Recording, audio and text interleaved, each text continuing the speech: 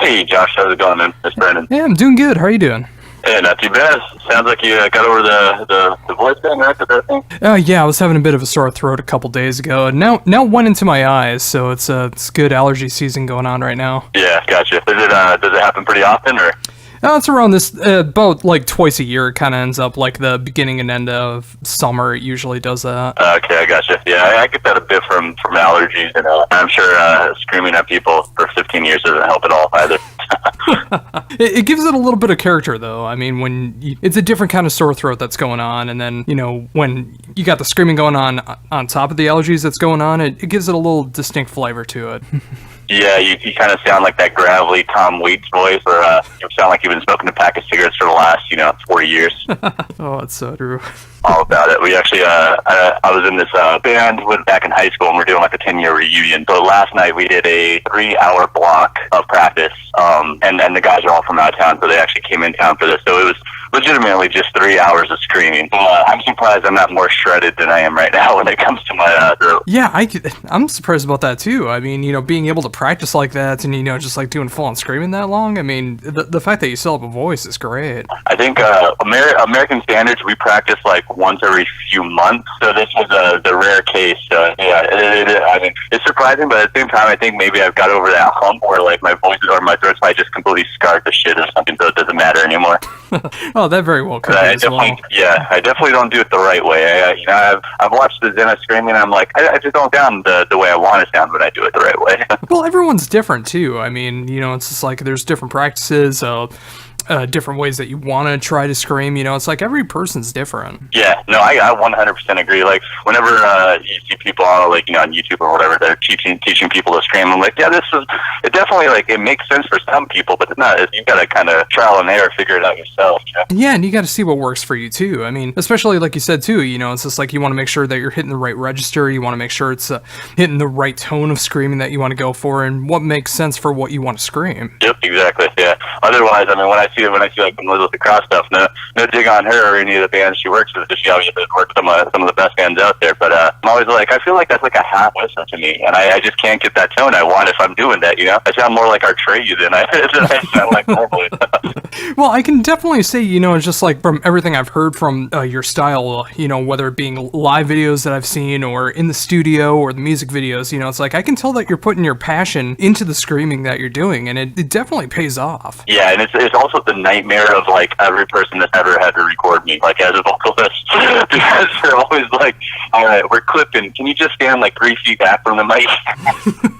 I feel like technology is getting a little bit better and people are getting a little more savvy to recording that style of vocals, but it definitely, I would say the first 5 years of doing it, and this is like, early 2000s, they would put a chair in front of the microphone, so I would stand behind the chair, and it worked so it wouldn't clip, but the bad thing about that is you get so much room sound from it that it would just sound like I'm yelling in a bathroom or something, Yeah, I mean, I've gone through experiences like that as well, it's just, it's really hard to be able to get that definition without the clipping that's going on there, but it's like I can definitely a good segue getting into the new sound from American Standards. It's like there does seem to be like a really good balance of what's going on vocally. Yeah, this one it's kind of funny because we've been with band now for 7 years, and we've gone to some really cool studios. Like the last studio was empty.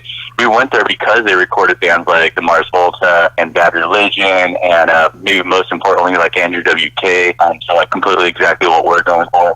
So it's a great studio and like top of the line gear and everything. But I think when it came to getting the finished product, actually understanding the style, not that it sounds bad, but I just feel like, well, what if we would have done Anti-Melody with where we recorded this new song, Weep?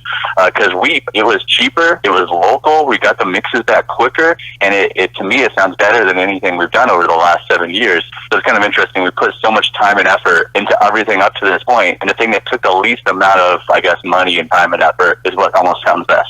Yeah, and that's what happens when you're in a band. I mean, especially when situations like that come up. I mean, everything is like trial and error. I mean, every time that you want to go for the studio, or you want to go for this producer, or you want to go for this engineering technique, or whatever the case is, I mean, it's always trial and error, and you never know exactly what the best bang for the buck is going to be until you go for it. Yeah, and it's everybody can talk a really huge game when it comes to like email and your past clientele and everything. But you're right. It's just like sometimes you could be great at what you do, but what you do isn't always what gels with what the other, what the band's trying to do. So I say that to say, I mean, all these places that we've been to in the past, they've done really great stuff. And not to say that our stuff was bad by any means, but it never fit like what I heard in my head. And that's always the hardest. I don't even, are we recording right now? So I'm going to jump into everything. Oh, what was that last part? Are we podcasting right now? Sorry, I'm just going to jump in right now. Oh yeah, I still got it going, but I mean, if there's anything you want me to cut out, I absolutely can. Oh, no, cool. Yeah, no, I just didn't want to, I didn't want you to have any questions, just be talking over and repeating myself because I'm just jumping right in. But yeah, so, I mean, with this, I think what we found out really quickly was, we went to this place that, he had recorded bands that sounded like us in the past. He actually came out to us and said, he moved from, I believe, the East Coast, Hiram moved from the East Coast to Arizona, and he's like, you guys are one of the first bands I've heard in Arizona. And he wanted to record us, and he was very excited about it. So it was, instead of us going out to find a studio that we thought was a great studio, he came to us and said, let me make your sound like it should be. And so I'm super excited about what we're doing next. Yeah, and I can definitely say, from the fan aspect, I mean, I love what you guys have done previously. I mean, whether it's a full album, whether it's EP, whether it's just a single, but I love the production work that went into Weep. And, it's like, if you can get that again for the next album that you guys do, or the next release that you're going to do, I mean, that's just going to sound absolutely phenomenal. Yeah, and it's kind of funny, too, because, our thought going into this, it took us a few years to put out Anti-Melody, and our thought going into Weep was we had a few different people that after we released Anti-Melody reached out and producers that we never thought would even hear our stuff or give us the time of day had reached out and basically said, you've got something special here, but you need someone to know the sound and be able to produce it right. So our thought going into Weep was we had 3 songs that we had written that we were going to go to a different studio for each one with a different person that basically had reached out to us and kind of found out what sounded best and then move on to recording either another EP or full length. And I mean, we went in and recorded Weep as the very first trial and error, and it was, so far it's knocked it out of the park. So now we're kind of at a point where do we want to go to these other 2 places that we had in mind to see if they can do even better, or do we just want to bump all our time and effort into what we know is good with Earth Says that did Weep? Yeah, and in a way that kind of could be like a Foo Fighters Sonic Highways kind of thing, where it's you go into these different studios, get these different vibes and feels that are going into the songs. So, it's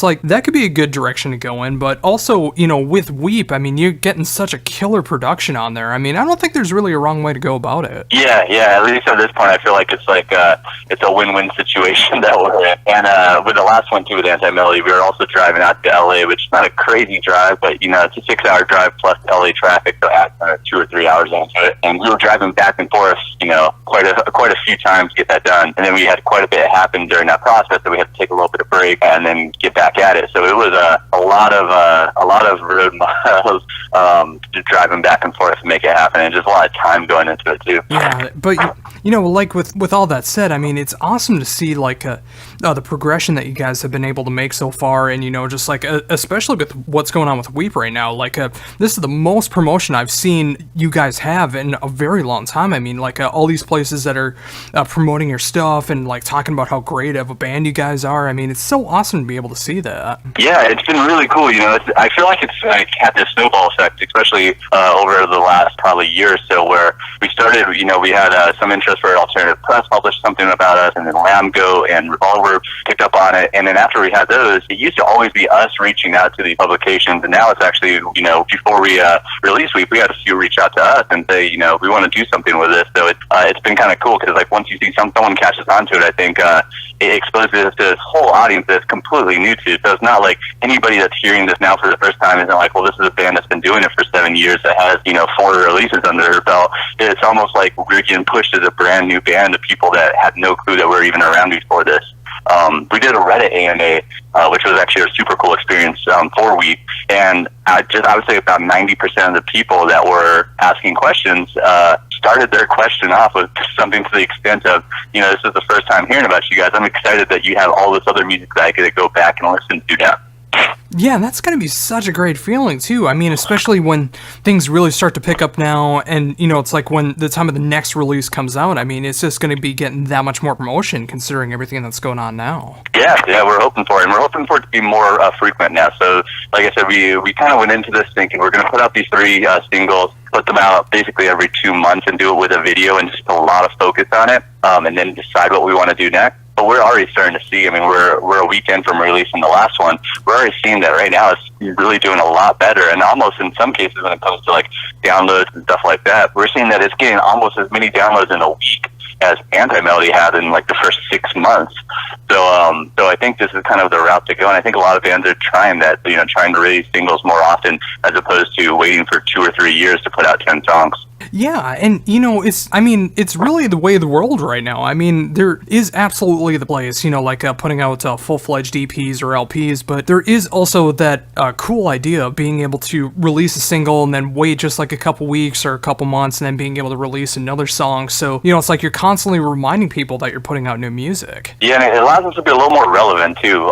Maybe not in terms of sound, but more relevant in terms of, you know, what we actually talk about. Whereas before, if we had a certain topic that we wanted to talk about that was either personal to us and it was kind of very fresh, or it was more in the political climate, it was something that, you know, by the time we get this out, it's going to be a couple years down the line. Now we can surely say, okay, we're going to put something out a month after it happens, and it's going to be fresh and mean just as much to us as it did when we were writing it, which is cool and exciting, because sometimes we feel by the time we finally get a song recorded and we get it released, we're almost tired of that song already, because we've already been practicing it and recording it and setting up all the promotion for it, you know, for a year plus. And with that, I mean, obviously with what you do in the band, I mean, there's a lot of control that you can have, whether it's like controlling the crowds for the live show or, you know, just having your voice being heard. Like, when you're coming up with new music, how do you, or what's your approach when you're like writing lyrics, or how you want to scream, or what feels appropriate for a song? Yeah, when it comes to, I guess, the way the songs come together, it's always been the same, and we're pretty old school, honestly. Like, I see all these bands that now, you know, they live across the country from each other, and they're recording full songs separately and then sending them to each other. We honestly start every single song with getting in our practice room and jamming out. Normally, Corey will come with a few riffs in mind, and Corey's great at doing what I call like riff soup. He has 10, 15 riffs, but he just doesn't have them put together in a way. So that's where I kind of come in and I say, oh, it makes sense to repeat this one, or it makes sense to maybe have this one morph into something else. So he kind of plays a part of, here's the initial ideas for the songs. I kind of structure the songs, and having Mitch now, he's been our only drummer to record on 2 consecutive releases, surprisingly. He has a lot of experience when it comes to recording. He was actually working at a studio out in Nashville for a while. So he has a really good ear for it too, and he's kind of taken a place alongside of me of kind of structuring the songs together. And then when it comes to like the lyrics and the vocals, I'm almost on a daily basis. I've got like a notepad on my iPhone. I just pull it up when I think of something. I kind of put it there as a bookmark, and then when we finally have something as a song, I'm kind of trying to connect, what resonates with me from the standpoint of these lyrics that I wrote, and then maybe what Corey has in mind, and we kind of form it from there. But yeah, but very old school. This was actually maybe another thing to speak to what was different about Weep. It was the first time that Corey and I actually sat down and wrote lyrics together and wrote the way that we wanted the vocals to be together. It was also the first time that we had ever done pre-production on something. So we, in the past, we've thrown our phone in the practice space or, a little 8-track and recorded it, just, one mic in the room. But we've never actually legitimately, like, in a studio recorded a song fully, completely how we wanted it to be, and then went to another studio and did the song again, but with, a month perspective to be able to say, all right, now that we've listened to this for a month, these are the things we want to change, and we want to experiment here and there and add these layers here. So Weep was the first time that we've ever done something like that, which is an awesome opportunity to do. Normally it's more about a money constraint that we can't record something twice, or a time constraint. Yeah, and that is such a great thing to be able to see that you guys were able to pull off as far as pre-production, because something can sound fantastic either in the rehearsal room or live, or even when you do like a small miking system, just being able to check out how it sounds. But when you're actually able to record a song in the studio, pre-production style, getting ready for the next time to record it again, you can like hear all these little idiosyncrasies that you may not not have even thought about before previously. Absolutely, yeah, especially in heavy music. I mean, when you get in a small practice room and you're just making noise, lots of the things that may sound great in that room because they're hidden by how much noise is coming at you, come out in the recording. You realize, this isn't exactly how I thought it would sound. So yeah, you're right. We got to experiment with kind of layering stuff with the guitars, the vocals. It was such a smoother process to record vocals once I really had something already set to a CD that I can just play in my car, or actually it wasn't a CD, obviously, just threw it on my phone and listened through my phone, and then kind of said, okay, this is what I like about these recordings, and this is what I possibly change when I go back into the studio to do it again. Because I listened to some stuff that we did, on our first album in 2011, 2012. I'm like, well, if I had another dig at this, there's something I hear here that I didn't hear before that I could probably really bring out and make pop more if I had that same perspective at the time. Yeah, and again, it's just it's so great to see that, and it's great to see that evolution of the band. I mean, whether it's different band members being able to get in that pre-production, the songwriting styles, more collaboration that's going on there. I mean, it really feels like the band is just continuing to fire on all cylinders now, and from the fan perspective, it's so great to see that. Yeah, I feel like we probably got a couple more weeks and then we'll just break up horribly. That's pretty much where it happens, right? Like when everything's going like good, then you're like, you're gonna decide you got to quit while you're ahead, or something horrible is gonna happen, and Mitch is gonna be like, all right, I've got another band I need to go I play drums for. Because I swear, in Arizona, there's like 3 drummers, and they all drum for like 16 other bands. Oh, that's the same thing that happens here, and it's well, funny. And yeah, you should know you're a drummer, right? So Yeah. I'm sure you hit up by people all the time. Can you just fill in for me on this tour? Or can you record some drums on this song? Oh, absolutely. That stuff happens all the time. And, it's so funny you say it's like right when everything's going good, that's when the band breaks up, because that's happened to me so many times in my life. Like, every time right before we hit the studio, we're just getting ready to start recording our first release, and then something happens right before we get started, and the entire band falls apart. Yeah, it's kind of inevitable. So if there was wood around me, I'd be knocking on it right now, because I don't want to jinx myself. Because like I said, I'm really excited about what we have next. Because when I think about the next 2 songs that we're working on recording right now, I think they have the same level as we, but they have almost completely contrasting dynamics. Like one is probably the most melodic thing we've ever done as a band. Not like we're throwing out some big old arena rock choruses or anything, but just instrumentally more of a melodic song than we've done in the past. And the other is probably the most spazzy, experimental, technical song that we've done. So it's like these 2 really big contrasts, which is something I love doing, because I think it pushes us to kind of do different things. Yeah, and I love hearing that. I mean, I love the fact that you guys are able to expand your horizons like that, being able to get into these different territories, whether it's more melodic, more mainstream, more experimental, more heavy. I mean, the fact that you guys are willing to show off all these different palettes in the songs, I mean, it's so cool to hear that. Yeah, I think it goes to speak to like what a wide range of stuff that we actually truly listen to on a day-to-day basis. I think we've always kind of listened to a lot of the same staples, like the go-tos that we listened to in high school. But when it comes to like what we listen to when we discover new music now, it is much different than what it was 10 or 15 years ago. So I think that starts to its way in. I think it's also a product of just playing shows for so long. Like I always hate going to a show where you see 5 or 6 bands on a bill and you don't even know when one ends and the other begins. We've kind of naturally been put on such a wide range of shows that we played with really soft bands or more melodic bands. Say like we did like the Emery 10 year, for example, or we played with really heavy bands. Like one comes to mind, we did the Winds of Plague Rings of Saturn show not too long ago, and those are completely contrasting shows, right? And doesn't have a lot of crossover when it comes to audience. But as a band, like we kind of somehow make each of those crowds get into it. And I think musically we're kind of doing something similar, just like in a smaller, contained way, trying to figure out how can we incorporate all the things that we actually enjoy into our song. Yeah, and again, that just makes me so happy to hear that too. I mean, especially knowing that crowds can be that receptive. I mean, whether you're playing with bands that are extremely heavy or more mainstream and melodic, it's just like the fact that you guys are able to adapt to those situations and being able to play for the crowds, play for yourselves, and being able to show yourselves off in the right light. Yeah, and I think that's what's kind of sustained us for so long too, and maybe kept us interested for so long, because the thing is, like, if we always play, like when we first started, I think the first year, maybe even 2 years, we took off pretty quick when it comes to like a local scene, and our shows were probably bigger back then locally than maybe sometimes they even are today when we do our local shows. But we were catering to, and maybe not purposely catering to, but we were definitely pegged into a certain audience where we were playing very much just hardcore shows at DIY venues where the same 80 or 90 people would come out to every show, and they would go nuts for every show, and that was great. But it's really hard to grow grow and expand beyond that point if you're always playing for the same people with the same type of band. So as we expanded and we started playing with much different bands and much different venues, and sometimes now we'll play at venues that rarely, if ever, have hardcore bands, like traditional hardcore bands. It helps us get in front of people that maybe they're hearing our style of music for the first time, and it opens their eyes to that, as opposed to, like, for example, we played with bands like Norma Jean probably more times than I can count, or like one of our favorite bands every time I've done shows with them before. But when we play in front of those crowds, they've heard bands that sound somewhere around like what we sound like.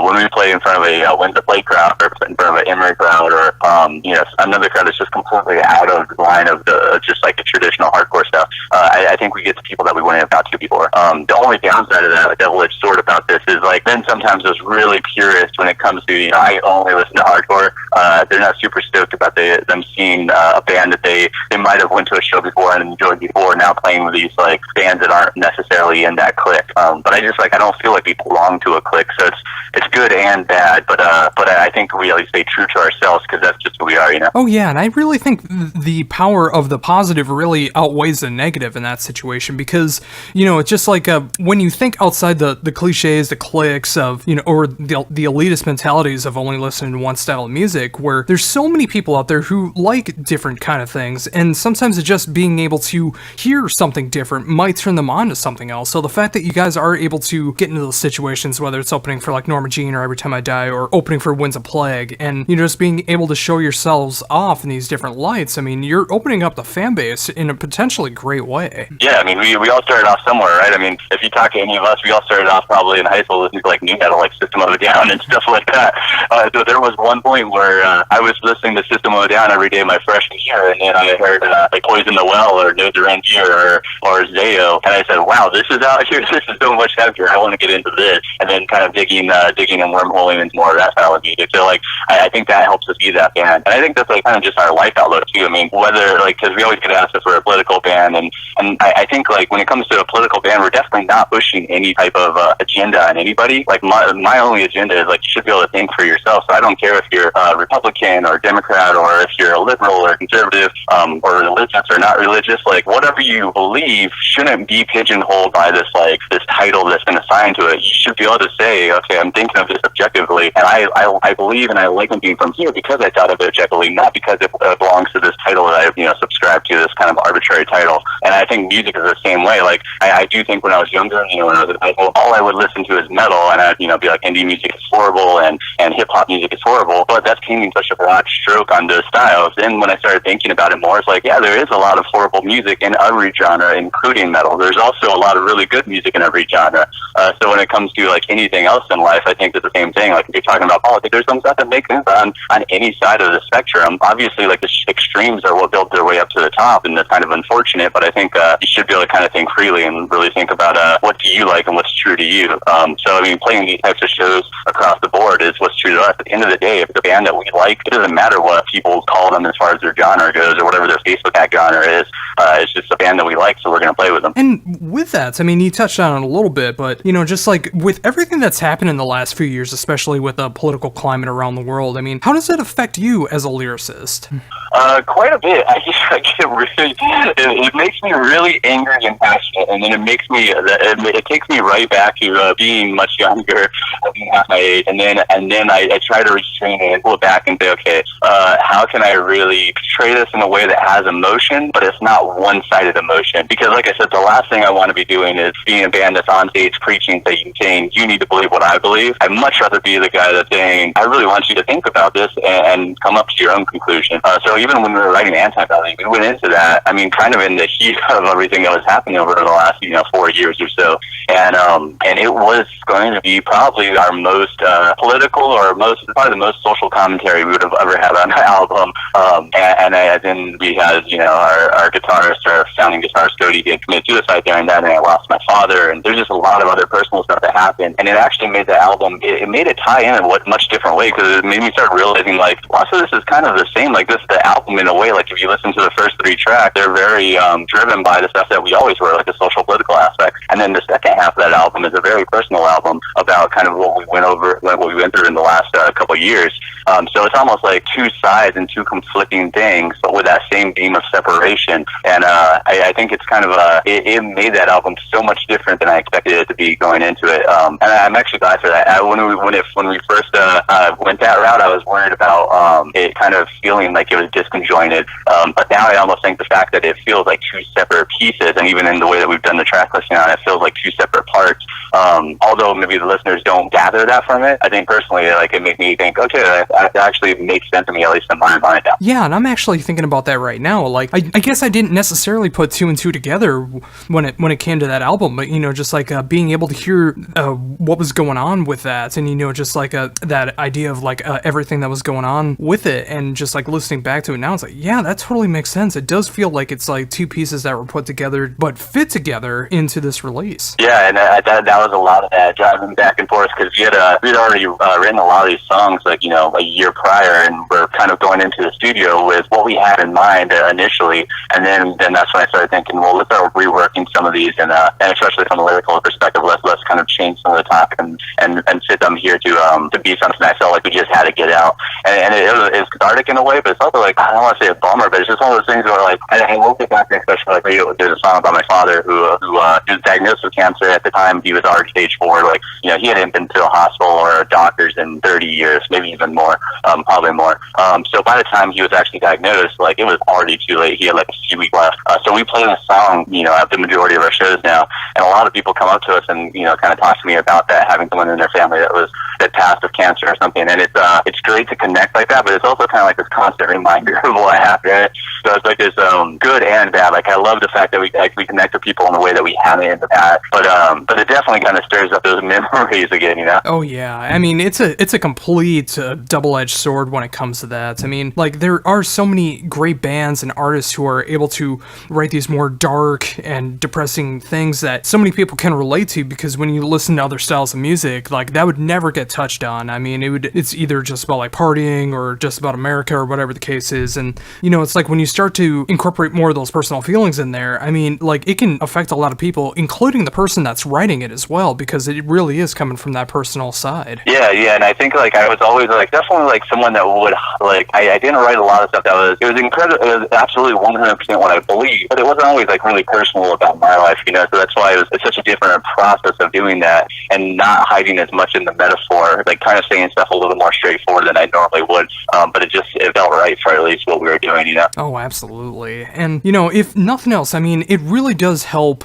you know, like, in all assets. I mean, whether it's personally or within the band or the fans' connection or whatever the case is, you know, it's just the fact that you were able to get that personal with it and being able to get stronger from that point on, you know, just knowing that you can get past these things and being able to progress as a human being. Yeah, absolutely. And now, like, I feel like it's cool too, because I feel like now that we've done that, I feel like we can, it's almost like a stamp to where now, like we said, now we can move on to something else, you know, and I feel like Weep in a way is like our transition between that, you know. It's still a very personal meaning. We'll still likely include that in the future as well, include personal stuff, but I do think that is a stepping stone into maybe a new area that we want to explore. Yeah, and I'm all for that too. I mean, as long as it's a meaningful change, a direction that you want to try to experiment with, see if it's something that you want to go with. I mean, that's absolutely the best way to go about things, and it's great to see that, whether it's lyrically, musically, production-wise, whatever the case is, as long as the band is wanting to go in that direction. I mean, I'm glad to see where things are going right now with you guys. Yeah, like I said, we've got a few more weeks, and then we'll put a Facebook post, the whole exit post, you know,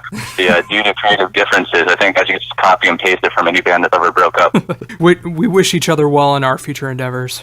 Yeah, exactly. That's spot on. I'll have to use that one. So, barring that from happening in the next few weeks, what outside of like the next couple songs that you guys have been working on and deciding where you want to go with that, is there anything else that's coming up as far as live shows in the near future? Yeah. So we actually just yesterday started booking the next tour, which is going to be a West Coast tour. We have a Midwest plan this year and also an East Coast plan this year. Another thing that we haven't really announced yet, but I guess could say regardless of that, in September we got an offer to go out to Canada for the first time. So we're actually really looking forward to that. Because that's something that's kind of been on the books for a while. It's something that we wanted to go out to Canada and we wanted to go out to the UK. UK is not happening yet, but hopefully soon in the future. But it does definitely look like Canada may happen around around the end of this year. Oh, and that's got to be such a great feeling, too. I mean, it's one thing to be able to go out and tour your home country, but the fact that you're actually able to go out and explore more territories that you've never gone to before, I mean, that's so cool to hear that. Yeah, and honestly, that's one of the best things about being in a band is, you know, as you obviously know too, is like playing music, like actually on stage is the smallest part about being in a band. That's like you drive 6 hours or 7 hours a day, hang out in a parking lot for the rest of the time, and then you get up on stage for 30 or 45 minutes. So actually traveling with your friends and kind of exploring new places and meeting new people is 100% the reason why we do it, you know? Oh yeah, absolutely. I mean, being able to have that connection with the fans, being able to explore all these new places that you may not have ever gone to if it wasn't for the fact that you were able to book a tour in such a way, and, you know, just getting all these great experiences, whether it's getting closer as a band or just anything, like I said, you know, like with the fans and exploring new territories. I mean, it's so cool to see everything going on like that. Yeah, I mean, I've seen gas stations in San Francisco and gas stations in Portland and gas stations in Boise and gas stations in Utah. There's so many gas stations across the world that we've stopped at. Primarily gas stations, though, you know? As a band, that's the kind of time you have when you're like, all right, we're in Philadelphia, we got like a little bit of time before the venue, let's go grab something from the gas station. Oh, it's so true too. But, you know, like despite that, you know, like the spaces in between the gas stations and the venues, I mean, it's cool to be able to get that close and being able to like explore the forests that are going on, especially like the Portland area or the hills and valleys that you can explore, especially on the West Coast. You know, it's, you know, even though there's a lot of gas stations that's going on there, I mean, there's a lot of cool scenery to look at. Yeah, you know, we've actually gotten much more smart about it over the years. We were very much the band that would wake up with just enough time to drive to the next city and make our check-in. And just like this interview, sometimes forget the fact that other people have time zone changes and we don't. So when we think we're actually an hour ahead, we're an hour behind, an hour late. Over the last couple of years, we've got much more smart about it. We've got like the road warrior, Corey, our guitarist, that loves driving, and he drives through at night a lot of the time. So sometimes we actually just wake up and we're in the city. We get the entire day to explore and get around. We never had that in the past, you know.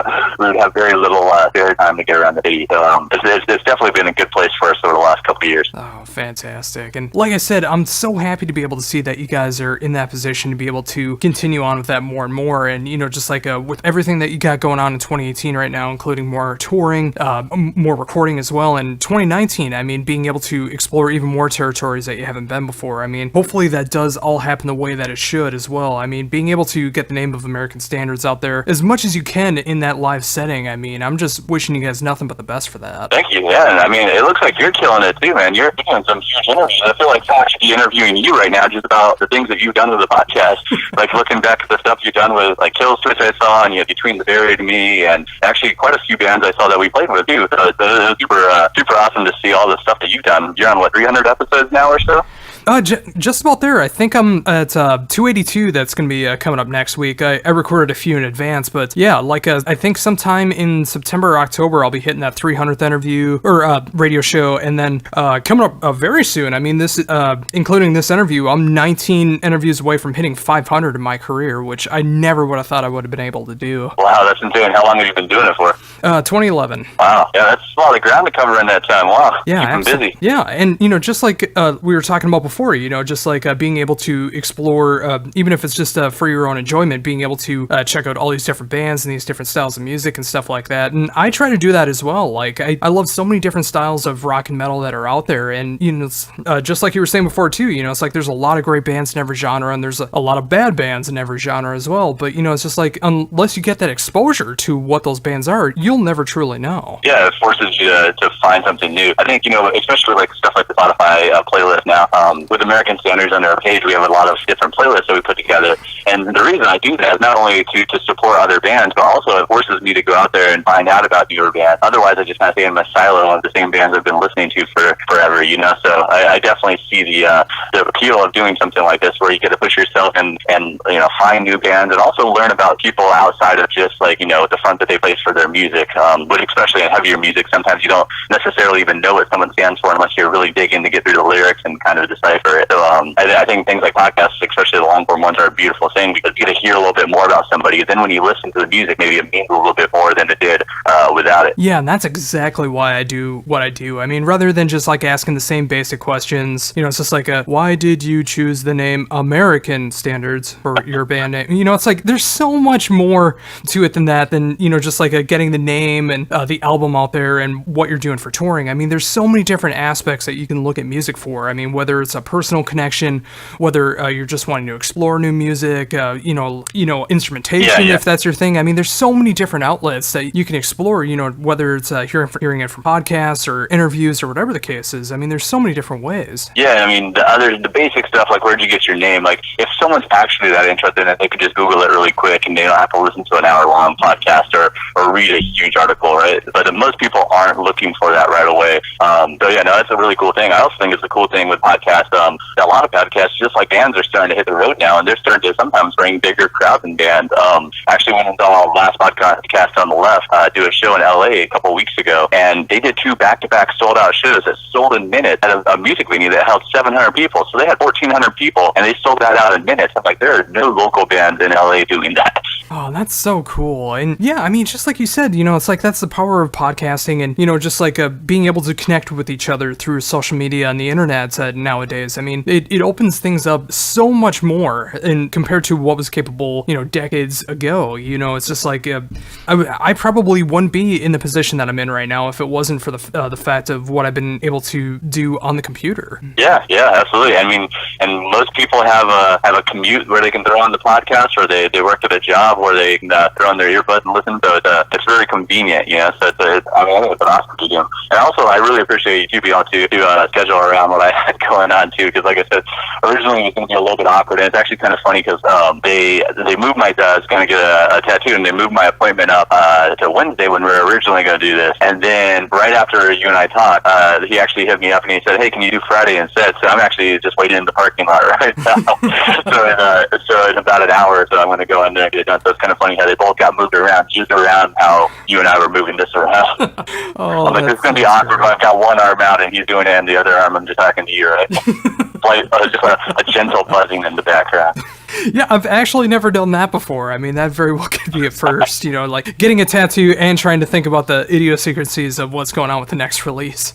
Well, I mean, at least it's not him like doing the interview, right? It's like the whole thing where you're listening to music, or you're listening to a podcast and you're typing or you're writing something, and you end up writing the word that they say in the podcast, or typing the word. I've done that a couple times. We still a while back we took back in house all our merch. So for the most part, like if you buy something, it consists of me like packaging up like 20 to 30 things a week, writing out everything myself, and then going to the post office and mailing it out. So a lot of that time I'm listening to podcasts too, so I'm writing someone's name down, and then they hear something on the podcast, and I write their last name as last podcast on the left or something, Yeah, and it's amazing how the mind works like that. And it's even with that, it's just like it's such a great thing to be able to see like a podcast taken off the way that they have right now, rather than being force-fed what you want to listen to. I mean, there's so many different options that are out there. You're able to explore so many great things, and it's just like, again, bringing this like full circle. I may not have ever found out about American Standards if it wasn't for me being able to be in this position where I can check out all of this music, being able to set up my schedule to make sure that I can show off bands like you as well. It's just because I do care about the bands that I do talk about, and I do have that passion to be able to show them off, and it's so great to be able to be in that position, to be able to do that, being able to talk to you, being able to help grow that fan base just a little bit more, and being able to get the insights into everything that you got going on. And it's super appreciated. I mean, like, you hit it right on the head. I mean, like, the same beauty that allows a band to record for much cheaper and much quicker now and put their music out on every single platform, that beauty also makes it much harder for bands to like break through the noise. So I think it's almost in a sense going back to just because you have X number of followers on Facebook, or you have your music on whatever website or Mac, that's not breaking bands like it used to. The biggest way to it seems like actually make any traction is just word of mouth. The people that enjoy the music telling other friends, check this out, because who do you trust more than the people that you hang out with on a daily basis? It's normally not some random website that that used to be big back in 2005, and it's not the radio stations anymore that's telling you about new music. So yeah, I mean, the biggest way that you can find music is really by someone that you trust or someone that you have the same taste as them saying, check this out. Yeah, and again, that goes completely back into American standards as well. I mean, there's so many people that I know could be checking this out. I show them this interview, and the music could be completely up their alley. And even if it's something that they're not necessarily into, there could be something in this interview. It's like, yeah, I really like what this guy's talking about. I like the conversation they're having. I'll go ahead and check them out and see if it's my thing. Yeah, it makes sense to me, man. I'm on board. Oh, awesome. Well, once again, just thank you so much for taking all of this time to be able to talk to me about everything that's going on in the world of American standards right now. And of course, talking about the brand new single Weep, which is absolutely fantastic. I love seeing the progression of what you guys have done just with that song alone. I mean, I can't wait to hear everything else that's going to be going on with the next couple singles and then the next full-fledged release when it gets to that point. And it was just great being able to talk to you about all these great real things that's going on. I mean, whether it's personal, political, just the world around us, podcasting, whatever the case is. I mean, it was awesome to be able to talk to you. Yeah, you too. I mean, I'd rather do this any day than, like you said, answer the question, where did you get your band name at? So this was really cool, so I super appreciate it. I'll be sure as soon as we've got those new videos and songs ready, I'll get them out before they're out. You can tell me what you think. Oh, absolutely. I mean, if it's anything like the quality of what's going on with Weep right now, I just know that things are just going to continue on getting bigger and better from here on out, so I'm very excited. Cool. Before we wrap things up, is there anything else you'd like to mention that I hadn't brought up yet? No, just, I mean, anybody listening, feel free to follow us on any social media or stream us on any platform. And if you want to reach out to us, we're probably the most responsive people out there. We absolutely 100% respond to everything that comes to us, good and bad. And sometimes the bad is even funnier to respond to. Of the very few times that we do get messages of someone just saying how absolutely horrible we are, we normally have some pretty fun ways to respond to those. So if you listen to us and it's not your cup of tea, let us know that too. It's cool with me.